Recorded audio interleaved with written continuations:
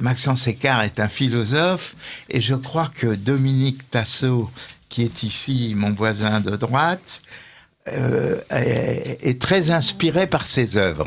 Oui, c'est-à-dire que Maxence Écart, donc, il y a quelques années, a publié un livre sur les fondements philosophiques de la démocratie moderne, dont il a eu l'occasion d'ailleurs de parler ici même. Et plus récemment, il a sorti un autre livre sur la question de l'autorité dans l'Église.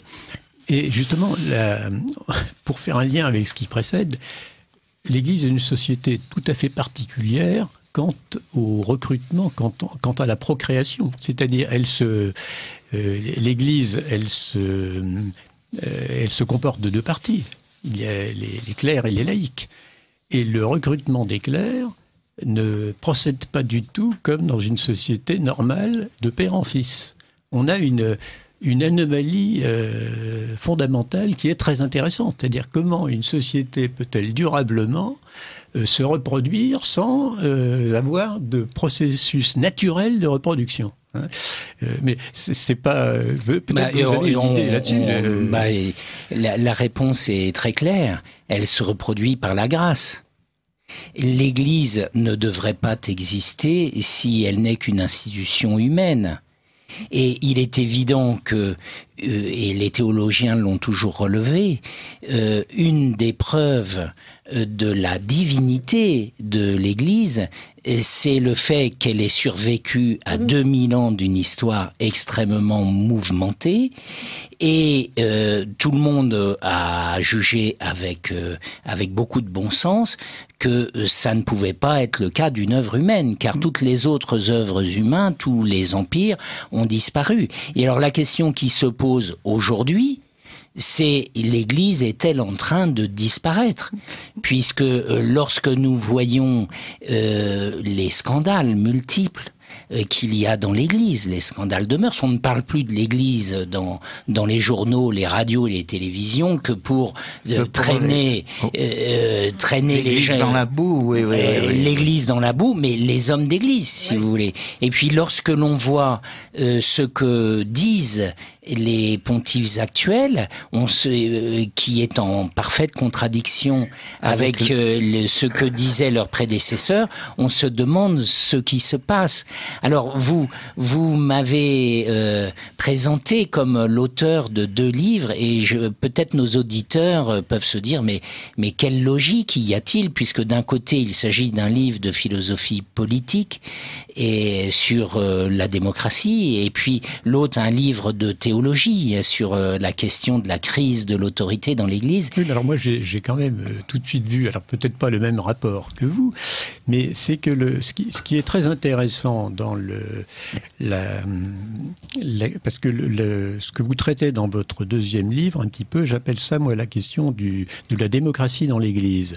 C'est-à-dire le fait que... Alors j'ai découvert finalement que c'est une vieille question. Parce qu'on en a beaucoup parlé dans l'histoire moderne, parce que justement, un des problèmes liés, vous savez, on a dit que le Concile Vatican II, c'était 89 dans l'Église. Alors, c'est un mot du cardinal Suénins. Si l'Église est une société pilotée par la grâce, évidemment, normalement, elle ne devrait pas s'inspirer. Mais je pose une simple question. La grâce, d'accord, je veux bien, mais quand on voit la façon dont s'oriente l'Église maintenant, ça va être l'écologie. Le pape déclare que Sodome et Gomorrhe, ça n'a jamais existé. Ça a existé. En réalité, c'est une punition contre le fait que on se fait mal les étrangers, mais qu'il faut pas le prendre à la lettre.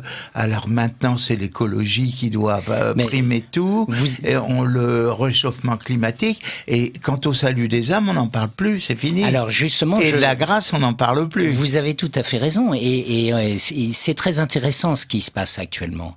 Donc, oui, voyez, moi mais c'est pas drôle. Ça n'est pas drôle du tout. Mais voyez, je crois avoir montré dans mon livre sur la démocratie que l'institution démocratique, en fait, est une question religieuse. C'est-à-dire que la logique démocratique correspond à un rejet par les hommes d'un Dieu personnel extérieur au monde et qui leur donnerait une loi naturelle. C'est ça le sens véritable de la souveraineté populaire, c'est de dire les hommes se donnent à eux-mêmes leurs lois. Or, aujourd'hui, nous assistons, et c'est assez nouveau, je crois qu'il faut le souligner, nous assistons à un discours du clergé, des papes, du pape François, et qui nous explique que la nature doit diriger nos vies. Vous parlez de l'écologie, et tout ce qui a pu se passer autour de la déesse Pachamama, le synode sur l'Amazonie. Quel est le sens fondamental de ces déclarations? C'est de dire que Dieu est dans la nature. C'est ça l'écologie. Que c'est un panthéisme. C'est un panthéisme. Et donc il y a une grande unité, une grande logique entre la crise qui existe dans l'Église et le mouvement démocratique, c'est le même. Et alors, vous soulevez... On peut en tirer que c'est le contraire, parce que vous dites que la démocratie, c'est l'homme qui se donne à lui-même ses lois. Et vous venez de dire que justement, on va suivre la nature, on va obéir à la nature. Donc, c'est la nature qui donne la loi. Eh bien non. Car tous les grands philosophes, et je pense à Teilhard de Chardin, mais il y en a beaucoup d'autres avant eux, je pense à Hegel, je pense à Kant, et avant eux à Épicure, que disent-ils? Ils disent les hommes sont le sommet de la nature. C'est la création ultime de l'évolution. Et c'est le moteur du mouvement. Et donc, les hommes évoluent, et ils évoluent dans un cadre naturel, et il faut préserver ce cadre naturel pour préserver l'évolution des hommes. C'est ça le discours panthéiste et le discours des écologistes de gauche. Car vous savez qu'il y a un écologisme de gauche, qui est un écologisme évolutionniste, qui considère que la nature, telle qu'on peut la voir aujourd'hui en Amazonie, eh bien, est le fruit d'une évolution qui a duré X millions d'années, et qui va perdurer si on préserve la capacité d'évolution future. Et puis, les écologistes, j'allais dire de droite, ce sont des gens qui disent « Non, non, pas du tout. La nature, elle a un ordre. Et cet ordre a été créé par Dieu. Et cet ordre ne bouge pas. Et il faut le préserver pour préserver les hommes. » En fait, ce sont deux perspectives qui sont inverses. Même si les uns et les autres se disent écologistes. Voyez. Et alors, Madame je termine quand même sur la... voudrais dire quelque chose. Oui, je vais vous donner la parole, mais je voudrais dire quelque chose pour compléter mon discours.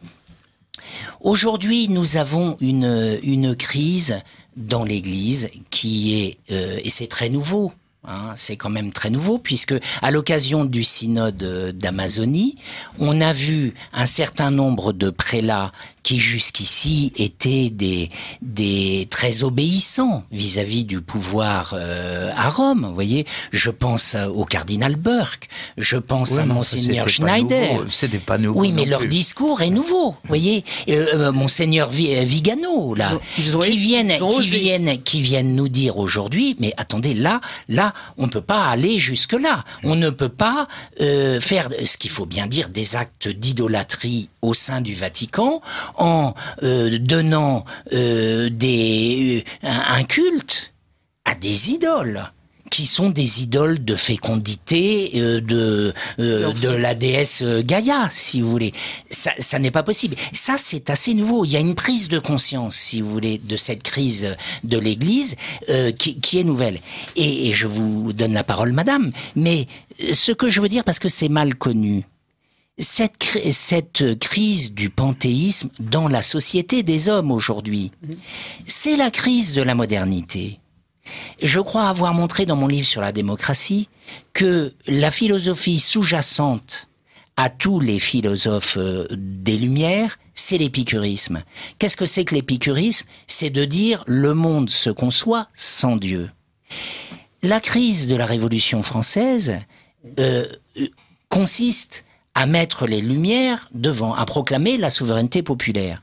Le Concile Vatican I n'est pas un concile, on le connaît pour l'infaillibilité pontificale, mais avant l'infaillibilité pontificale, le premier message du Concile Vatican I, c'est pour condamner le panthéisme. Alors, panthéisme, ça veut dire que Dieu se trouve dans toutes les choses. Que Dieu est dans la nature, que la nature est Dieu. Oui, voyez, voilà, oui. Et que la nature se suffit à elle-même, la nature est un grand tout, et elle évolue, et les hommes participent à cette évolution. Voyez. Et donc, Pie XII, Saint Pie X, l'encyclique contre le modernisme, c'est une encyclique contre le panthéisme.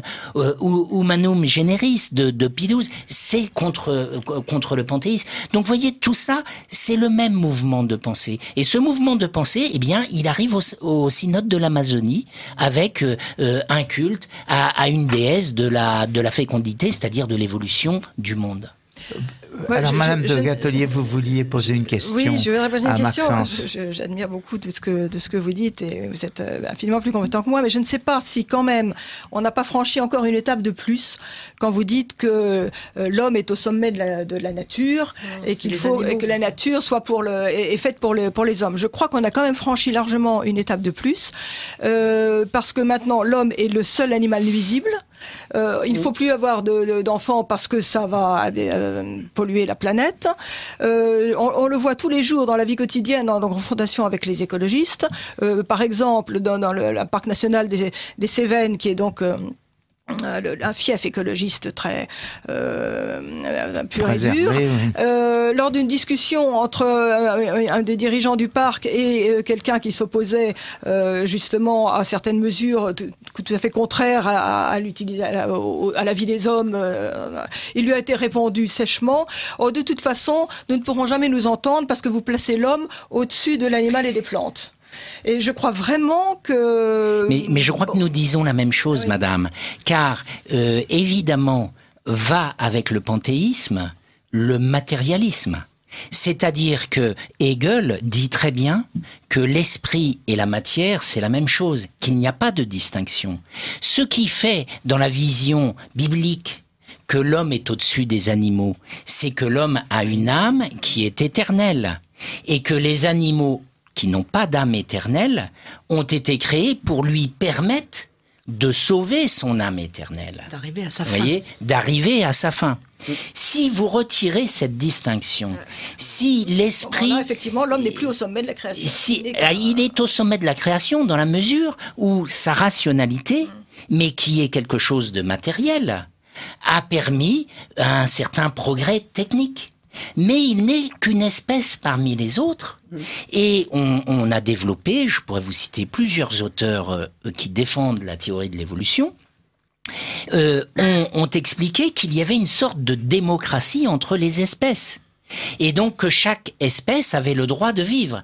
Et si donc, et c'est le discours du pape François, si donc l'espèce humaine, par ses excès de consommation, en quoi il n'a pas tort, car il est évident que notre monde matérialiste détruit quelque part la nature, et quand bien même ce qui est mon cas, on penserait qu'on peut mettre en doute la théorie de l'évolution, et si on pensait qu'il y a un ordre dans la nature et que la nature n'évolue pas, il n'empêche qu'il est incontestable que les hommes sont en train de détruire cette nature, que les espèces disparaissent par centaines, et que on a de graves désordres que nous constatons tous en réalité. La pollution en est une. Alors le réchauffement climatique, c'est un grave sujet, mais la disparition des espèces, tout ça est dramatique. Je n'en disconviens absolument pas. La protection de ces espèces, ça deviendra peut-être avec un supplément d'humanité et non pas avec l'éradication. Mais par définition, de l'humanité. C'est là qu'on se trompe. Moi, ma conviction est de dire que l'ordre de la nature doit être restauré. Alors. Et restaurer l'ordre de la nature, c'est peut-être la décroissance. Enfin là, c'est un autre sujet qui nous emmènerait extrêmement loin. Mais je pense que la première des choses pour préserver l'ordre de la nature, c'est d'expliquer qu'il y en a un. Et que si on ne le respecte pas, eh bien, on ne pourra pas... À mon avis, avec le système capitaliste, ça va être difficile. Maurras parlait déjà de la finance anonyme et vagabonde. C'est ce que l'on voit dans les entreprises où les gens, on les liquide, on ferme une usine, une société est absorbée par une autre, qui est absorbée par une autre. C'est le cas de celle de mon fils. Enfin, alors, si c'est l'objectif d'augmenter profiter, grand profit, voilà les profits. C'est une logique de consommation, en fait. Mais on veut le meilleur de partout, on veut consommer le monde. Et faire consommer. Mais consommer le monde, c'est logique si vous êtes épicurien. C'est-à-dire, si vous dites, moi j'étais dans le néant hier, je serai dans le néant demain, eh bien, il faut profiter de la vie. Profitons-en. Oui. Et ça, mais ça, c'est dans la Bible. C'est le discours de l'impie dans le livre de l'Ecclésiastique. Vous voyez, où il dit, mais l'homme est comme une herbe qui va se faner. Eh bien, il faut profiter. Donnons-nous à l'orgie, mangeons les meilleures choses, buvons les meilleurs vins. Carpe diem. C'est épique, et c'est Épicure, Horace. Mais il n'y a pas de contradiction au fond entre la vision biblique du monde et l'écologie bien comprise. C'est simplement, il y a une mésentente sur le sens des mots, parce que c'est dans Genèse 1,26 où on dit que l'homme, enfin Dieu a créé l'homme à ses image, etc., pour qu'il domine sur les poissons de la mer, etc. Alors c'est rada, c'est le verbe rada en hébreu, et on a dit, évidemment, les capitalistes se sont servis de ce verset pour justifier l'exploitation de la nature, des minerais, etc. Et maintenant, ils accusent l'homme. Quand on regarde les mots, la valeur étymologique des mots, se dominer, le dominus, c'est le maître de maison. Ça n'est pas celui qui cherche à détruire, à exploiter, etc. C'est celui qui cherche, au contraire, à préserver, à agrandir, à faire de cette maison un lieu où la famille puisse s'épanouir. Donc l'idée qu'il y a un ordre dans la création, que l'homme est au sommet de cet ordre, donc avec une responsabilité particulière, est tout à fait compatible avec l'écologie. Donc c'est pour ça que je suis tout à fait optimiste sur le long terme ou le moyen terme, même si à court terme, évidemment, aujourd'hui, tout va pour le pire dans le pire des mondes, quoi. Oui, mais enfin, la perspective des robots, c'est pas une perspective qui aille dans le sens du retour à la nature, à mon avis. Oui, mais que l'on robotise certaines tâches serviles n'est pas en soi condamnable. C'est peut-être dommage parce que ça supprime des tâches faciles dont malheureusement toute la population n'est pas apte à avoir des métiers très, très élaborés, et il est bon qu'il y ait un certain nombre de métiers manuels répétitifs. Et c'est certain être fait par les robots. Mais il faut dire que ça a été, ça pose le problème de l'intelligence humaine qui a été donnée par Dieu à l'homme pour la science. Oui, mais... Alors donc, on peut pas interdire on a remarqué, le Messie à tisser, la roue, il y a eu forcément des améliorations techniques qui ont fait le bien de l'humanité. Absolument. Le tout, c'est ça. C'est où... Tout en faisant au passage le malheur de tous ceux qui ont été remplacés par là. Oui, mais non, parce que ça a toujours été. On ne peut pas l'interdire, on ne peut pas l'empêcher. C'est forcément empêcher l'homme de... Tout dépend de la manière. Voilà, de la façon et de la finalité. Voilà. Mais là, si vous voulez, le travail est quelque chose d'éminemment noble. Oui. Et ce qui est le plus dramatique dans le chômage, pour moi, ce n'est pas le fait que des gens aient des subventions au lieu de... Mais c'est que ils n'ont pas la possibilité de se prouver qu'ils sont utiles à la société. Donc ils perdent. C'est psychologiquement quelque chose de considérable. C'est de perdre le constat immédiat de son utilité sociale. Hein. La dévalorisation du travail, comme nous avait dit l'ingénieur l'autre jour, les gens n'ont plus... le travail se trouve en quelque sorte marginalisé. Et le système soviétique avait un très grand avantage qu'on lui trouve aujourd'hui. D'ailleurs, beaucoup de Russes regressent en partie ce système parce qu'il donnait un travail à tout le monde. Alors, ceci dit, il y avait des travaux tellement absurdes que c'était difficile. On visait, voilà, c'est ça. C'est pas un travail. On visitait des musées avec des gens manifestement qui étaient en surnombre pour nettoyer le musée, etc. Bon, mais malgré tout, il y avait l'idée juste que celui qui prend la responsabilité d'organiser la société doit faire en sorte que chacun dans cette société ait sa place. Et l'idiot du village, dans la société traditionnelle, il avait sa place, il avait des petits boulots qu'on lui préservait, etc. Il n'y a qu'une chose qu'on ne fait pas, c'est de valoriser le travail de la mère de famille, nombreuse, qui, soi-disant, ne travaille pas à l'extérieur, mais qui, comme disait maman, fait 100 métiers. Quand elle écrivait, elle remplissait un formulaire, elle disait sans profession, mais sans CENT. Oui.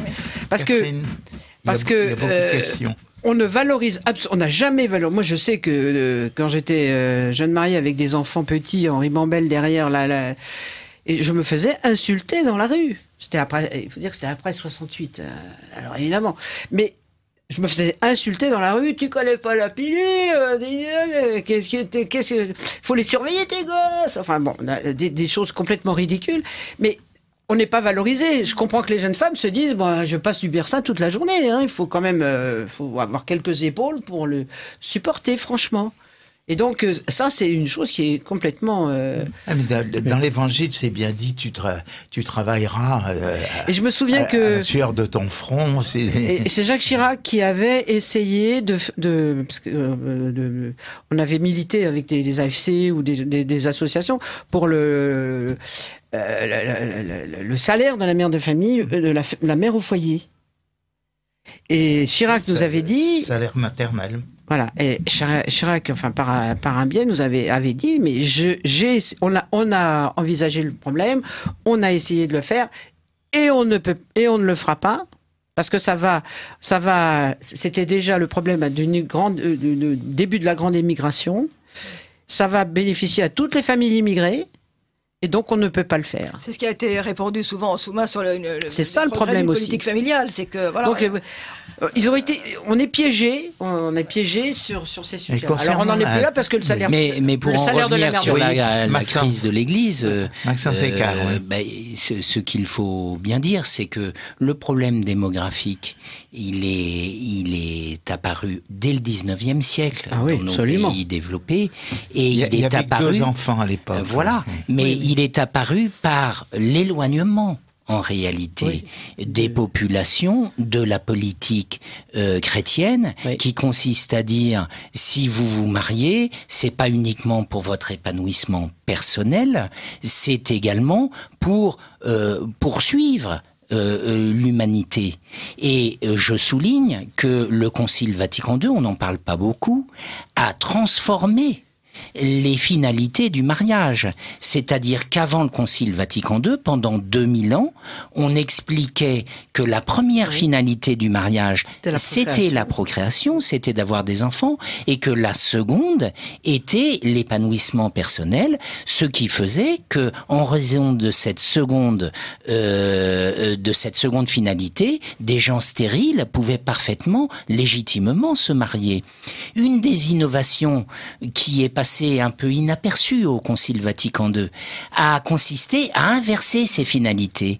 On a expliqué que la première finalité du mariage, c'était l'épanouissement.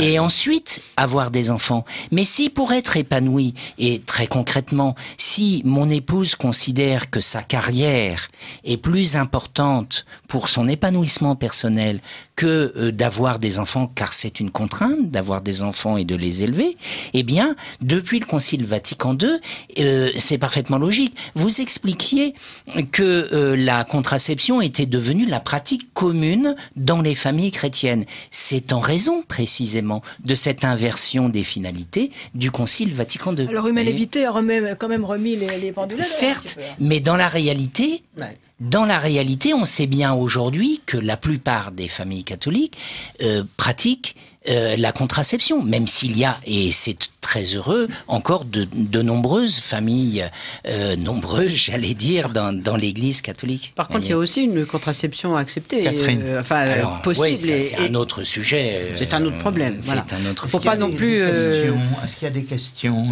Catherine? Alors, j'ai 2 questions, enfin deux affirmations. Je rappelle les propos de M. Sarkozy en 2008. Le métissage n'est pas une option, mais une obligation. C'est vrai qu'il y a un problème politique. Il est vrai que le but ultime est le métissage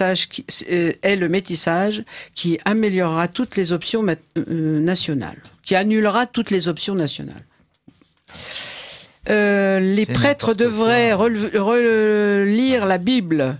Celui qui fait de la magie est en abomination devant Dieu, puisque c'est diabolique. Mais aussi, mieux vaut ne pas avoir d'enfants que d'avoir des impies. Oui, je comprends très bien qu'un père de famille moyen comme moi ou comme Maxence Écart ou même comme Dominique et vous sans doute, on a le souci de voir nos enfants rester chrétiens et rester dans cette optique-là. Aujourd'hui, il est évident qu'on est dans un environnement qui est très hostile. Et donc, pour les jeunes générations, avoir des enfants, c'est faire un pari pour l'avenir. Mais c'est le pari que l'on fait lorsqu'on suit le Christ et qu'on lui fait confiance en disant vous nous donnerez les moyens de faire ce que nous devons faire. Sinon, c'est douter de la grâce. Sinon, c'est douter de la grâce. Je peux par mes propres et il y a déjà eu des chrétiens qui ont survécu et qui nous ont transmis ce que nous sommes dans des environnements extrêmement hostiles. Les premiers siècles de l'Église, et c'était quand même des persécutions violentes, c'était pas facile à vivre. Mais la persécution d'aujourd'hui est très différente. Et alors, l'une des choses que j'explique dans mon second livre, c'est que nous vivons une époque très particulière, qui est l'époque de la grande apostasie. L'époque de la grande apostasie, ce que saint Paul appelle le mystère d'iniquité, et cette grande apostasie, elle est prophétisée dans beaucoup de livres de la Sainte Écriture, et donc il ne faut pas s'en troubler, si vous voulez, puisque nous savons que ce mystère d'iniquité est permis par Dieu pour, j'allais dire, que son triomphe soit plus éclatant. Tous les pères de l'Église ont commenté cela, et ont commenté, je dirais, une certaine chute de l'Église. Ils ont expliqué qu'on verrait l'abomination de la désolation dans le lieu saint. Or, l'abomination de la désolation, c'est défini par les pères de l'Église, par saint Victorin de Pétot. Eh bien, précisément, c'est le culte des idoles dans le lieu saint. C'est ce que nous avons vu au synode de l'Amazonie. C'est-à-dire, l'Église suit le parcours de notre Seigneur Jésus-Christ dans sa semaine sainte. Absolument. Et il y a un moment où l'Église est apparemment... Le Christ est au tombeau, on a fermé la pierre, c'est fini. Pour les Romains. Mais il y a un moment où, apparemment, c'est fini. Et on n'est pas encore là. Au samedi saint ou au vendredi saint ? Écoutez, entre le vendredi et le samedi, il y a assez peu de différence, en ce sens que, certes, avant que le Christ ne meure sur la croix, Dieu s'est manifesté jusqu'après sa mort, par le tremblement de terre, notamment, et qui a tellement terrifié les Romains, et puis le rideau du temple qui s'est déchiré. Bon, et puis ensuite, ça a été pendant presque 2 jours, ça a été le grand silence. Et là, humainement, on pouvait se dire que tout était terminé, à tel point que on pense beaucoup que les apôtres ont presque perdu la foi dans les cette... Les compagnons d'Emmaüs sont partis tout tristes. Voilà, et tout le monde était tout triste. Et alors, aujourd'hui, bien sûr que l'Église n'est pas morte. Bien sûr que la grâce subsiste, bien sûr que des gens continuent de se convertir, bien sûr qu'il y a d'excellents prêtres qui se dévouent pour essayer de transmettre ce qu'ils ont reçu et qui donnaient les sacrements et tout cela. Mais il faut bien reconnaître, malgré tout, quand on prend un petit peu de recul, et ça n'est pas faire injure à l'Église que de dire ça, que l'influence de l'Église est nulle. Aujourd'hui, dans nos sociétés, elle est à peu près nulle, l'influence des chrétiens, et que ce que l'on voit du clergé fait de la peine, fait souffrir ceux qui sont attachés à l'Église. Ça, malheureusement, je crois que c'est difficile à contester. Oui, mais c'est pour ça que c'est important de savoir que c'était prophétisé dans l'Écriture. Et alors, une chose très intéressante qu'apporte votre deuxième livre, c'est de dire que non seulement il y a ces prophéties de l'Écriture, mais évidemment qui sont toujours difficiles à interpréter. Alors on peut toujours dire, ça correspond à une époque future ou ça correspond à une époque passée. Mais vous avez des théologiens du Moyen-Âge qui ont débattu et étudié en profondeur cette question, enfin comme Béat de Liébana, etc. Donc ça, c'est vraiment un apport de votre livre à nos éléments de réflexion. Est-ce que vous pouvez développer un peu ? Sur l'aspect des prophéties de la grande crise de l'Église dans la Sainte Écriture, je parle de prophéties dans la Bible, donc le livre de Daniel, des épîtres de Saint Paul, il y a également des choses dans le livre d'Ézéchiel, dans le livre d'Isaïe. En fait, tous les livres de la Sainte Écriture, par définition, se recoupent. Oui.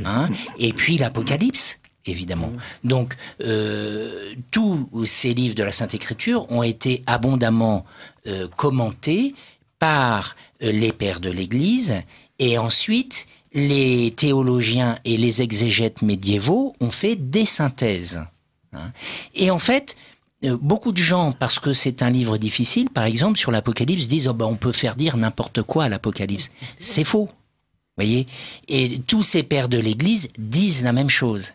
Et ils prévoient une crise majeure du peuple saint, c'est-à-dire l'Église, et ils prévoient la défaite des saints. C'est écrit explicitement dans l'Apocalypse. Et donc les pères de l'Église commandent tout cela, et donc j'ai essayé d'en faire une synthèse, c'est un tiers de mon dernier ouvrage, pour relever tout simplement ce que disent ces pères de l'Église. Et d'ailleurs, je n'ai pas tout dit, et si on réédite mon livre, je compléterai, car je continue à découvrir des commentaires de l'Apocalypse des pères de l'Église, il y en a un certain nombre, et ils disent la même chose que les autres, mais ça fait une autorité supplémentaire, si vous voulez. C'est-à-dire que les portes de l'enfer ne prévaudront pas, mais malgré tout... Il y a un moment pour que ce verset ait mis là, c'était pour qu'on puisse garder l'espoir, même dans des circonstances vous connaissez Saint-Nélus, ça vous dit quelque chose ? Non. Eh ben, c'est un 4e siècle, il fait des prédictions absolument effroyables. Le monde deviendra méconnaissable, les gens changeront d'apparence, il sera impossible de distinguer les hommes des femmes à cause de l'effronterie dans la manière de s'habiller, dans la mode des cheveux. Ça va très très très bien. Les hommes seront cruels comme des animaux sauvages à cause des tentations. On ne respectera plus les parents et les aînés. Les pasteurs chrétiens et évêques et prêtres deviendront des hommes vains, incapables de discerner leur droite de leur gauche. L'amour disparaîtra. Je vous le laisserai ce texte-là. Ah oui, ça m'intéresse beaucoup. Alors, je ne peux pas tout lire. Non, mais en fait, ils disent tous la même chose. Ça correspond quelque part à un abandon par les hommes de toute référence à Dieu, et donc quelque part à leur Créateur, et donc quelque part à eux-mêmes. Et ce que nous voyons dans cette société contemporaine dans laquelle nous sommes, c'est que nous nous détruisons nous-mêmes. Nous détruisons la nature, nous détruisons nos populations, nous détruisons ce que nous sommes. Et on arrivera à ça. On arrivera à ça. Oui, mais alors ce que disent en général ces gens-là, ils disent ça comme Saint-Nélus. Alors l'épée du châtiment apparaîtra soudain et elle abattra le corrupteur à ses serviteurs. Ah ben, il est évident que même si la Sainte Écriture prédit cette grande crise, cette éclipse de l'Église, vous avez ce mot de l'Apocalypse où on dit le soleil se transformera comme un sac de grains. Un sac de grains, c'est vous voyez, un sac de pommes de terre noir. Et le soleil, c'est l'Église. Tous les pères de l'Église le disent. Le ciel et le soleil, c'est la lumière de l'Église qui réchauffe les hommes et qui les fait vivre. Il se transformera en sac de grains. Donc c'est l'éclipse de l'Église. Mais il est évident qu'à la fin, le Christ gagne. Il revient sur les nuées. C'est dans l'évangile de ce jour, de l'épiphanie, vous voyez, où on dit, il reviendra. Vous le dites tous les dimanches dans votre credo. Il reviendra. Il doit revenir pour juger les hommes. Et à la fin, évidemment, on sera dans la Jérusalem céleste, et son royaume n'aura pas de fin. Voyez. Donc il faut y croire, mais le salut viendra de Dieu. Et pourquoi est-ce que Dieu permet cela ? Eh bien précisément pour nous rappeler notre faiblesse, notre petitesse. Est-ce que c'est la solution ? Ça ne serait pas de nous tourner les pouces en attendant que ça, que ça vienne ? Car on peut, j'allais dire, si on peut hâter ce retour par nos bonnes actions et par notre désir. C'est ce que fait le prophète Daniel, qui pleure, qui tombe malade en voyant l'abomination de la désolation dans le lieu saint. Et puis, on l'appelle l'homme de désir. Vir desidériorum, l'homme de désir, et c'est parce qu'il désire que Dieu lui donne ses prophéties et qu'il fera venir le salut. Est-ce qu'on a encore une question? Non, simplement, mais pour aller dans le même sens, un auditeur qui nous dit « Il ne faut pas désespérer, l'Église est le corps mystique du Christ, nous avons à souffrir comme le Christ, mais les portes de l'enfer ne prévaudront pas contre elle. Le Christ c'est un dogme de foi. Le Christ est ressuscité, l'Église ne peut mourir. » Voilà. Absolument. Moi, je me souviendrai toujours, avec un de mes frères, une conversation un peu serrée, et qui me dit « Oui, mais alors là, mais tu vas souffrir, la société, c'est pas celle que tu veux, puis tu vas voir, vous avez perdu, là, ça marche pas. » Et j'ai pas eu la présence d'esprit de lui dire « Mais on a déjà gagné. Notre Seigneur a gagné.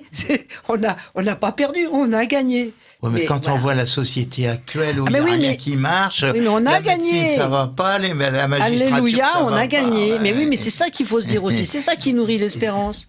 Parce que sinon, on se flingue tout. Moi, les gens qui n'ont pas la foi à l'heure actuelle, moi, je me flingue.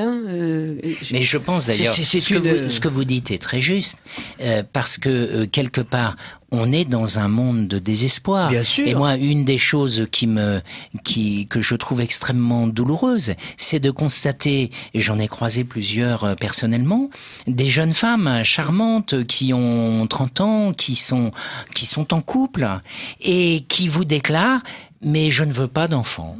Je ne veux pas d'enfants, et comme vous le disiez, madame, tout à l'heure, c'est pour préserver la planète, et puis c'est aussi parce que je suis là pour profiter des choses, et ça va me faire des soucis, des contraintes, et, ou alors j'en et je n'en veux plus pas. Tard, et quand plus tard arrive, quand plus tard arrive, c'est compliqué, puis je me suis séparé, et puis voilà. Et donc ça, c'est le monde qui meurt. Et bien évidemment que ceux qui font le choix inverse, qui se disent, eh bien tant pis, je serai pauvre, je ne pourrai pas aller aux vacances à la neige et tout ça, mais je vais avoir des enfants, je pense qu'ils sont bien payés par le bonheur que leur donnent ces C'est le fond enfants, de la question démographique, c'est un problème de projet. C'est-à-dire que ceux qui ont des enfants, ce sont ceux qui ont un projet. Et comme les gens aujourd'hui n'ont plus de projet, ils n'ont pas d'enfants. Ils ont des projets multipliés par le nombre de leurs enfants. Oui, mais qui ne sont pas de vrais projets, je veux dire. Bien sûr. C'est inévitable. Le projet, c'est les prochaines vacances, c'est le prochain week-end au bord de la mer, le bateau, le yacht, la croisière. On ne sait plus quoi inventer comme projet. C'est l'individualisme. Le projet, il est tendu vers l'autre, vers autre chose. Ouais. Donc les projets pour soi, c'est pas des vrais projets. On parle beaucoup du baby-boom. Et justement, la génération de l'immédiat après-hier était une génération de projets. Le projet, c'était la reconstruction au sens large. Donc il y avait plein de choses à faire, mais pas des choses pour soi, des choses pour reconstruire le pays, pour reconstruire la société. Donc moi, je ne suis pas du tout inquiet pour la démographie, parce que la démographie est une conséquence du retour à une société de projet, une société en ordre, tout simplement. Voilà, nous arrivons à la fin de notre émission. Alors, j'ai quelques annonces. Oui. Alors, nos auditeurs connaissent notre mission aux Philippines, Rosa Mystica. Et cette année, elle aura lieu du 15 au 22 février 2020. Alors, c'est dans le nord de Mindanao, de l'île de Mindanao. Donc, vous avez trouvé le nombre de vos médecins. Oui, ça va. Y est, ça va. Ce qu'on a besoin, c'est d'argent. Oui.